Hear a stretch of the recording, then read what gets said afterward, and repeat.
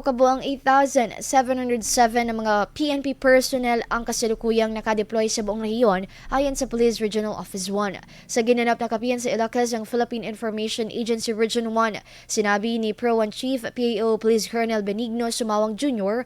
na isinaadang opisyal na nahahati sa mga grupo ang mga personnel mula sa pagtatalaga sa mga checkpoints, quick response team, Comelec warehouse at reactionary standby support sa buong rehiyon. Yung deployable na na-identify ng ating mga kapulisan, 8,707. Napakarami niyan.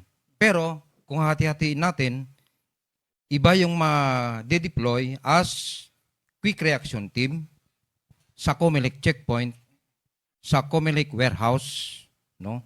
Sa provincial, city, municipal treasurer's office at yung reactionary standby support force na sinasabi natin. So all in all, yung ma-utilize ng Region 1 natin, PNP alone, is 8,707.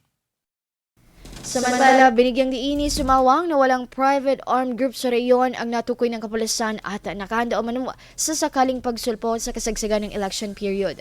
Tiniyak ng tanggapan na laging handang rumisponde at hindi lang magpapakampante ang mga kapulisan dahil tuloy-tuloy ang pagbabantay sa seguridad ng publiko ngayong nalalapit na ang halalan.